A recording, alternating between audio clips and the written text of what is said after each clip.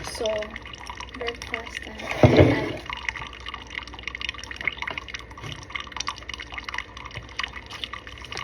Kain ulit ako. Ang sarap ng halo. Nakadas ko lang ng tunas ng seg. Tapos ako. Gusto ko sana magkanin. Kaya lang, magkanin pala ako mamaya. Ano yung gabi? Pag hindi ako inantok. Eh, kasi ako inaantok. Sarap kumain. Ha?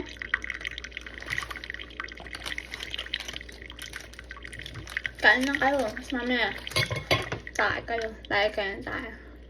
Ganun lang yun.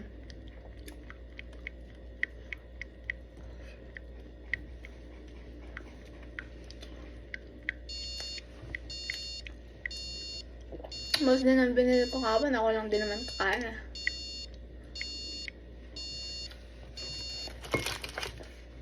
May nagtatanong. Saan mo nilalagay yung pagkain mo? Sa tiyan ko, tsaka sa kubeta.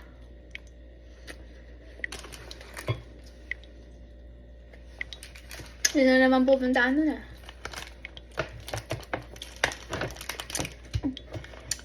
Namimiss ko nun si Tatay Digong. Di ba namimiss nyo na si Tatay Digong? Kasi mula sa pula ayoko talaga ng drugs eh.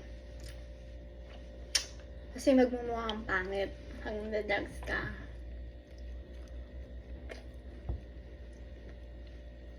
Pag hindi mo nagda-drugs, pretty ka lang. Fresh ka lang. Grabe, malapit ko na maubos. Tapos kakain pa ako ng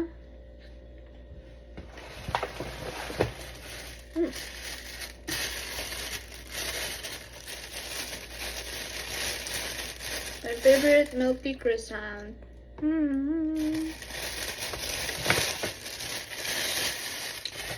Sabi ang sarap. Hindi talaga mapigil ang hindi kuman. Ang sarap siya. Parang nito lang tumisira.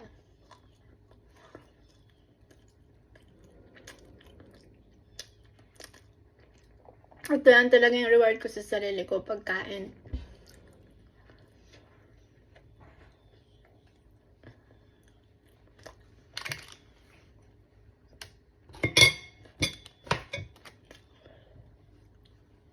Hindi ako nagbibili ng anik-anik. Kain lang.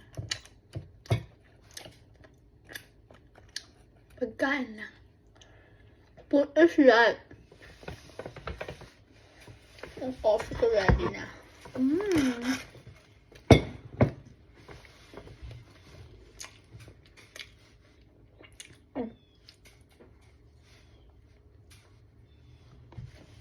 Sarap kumain. Pagkain na din ka.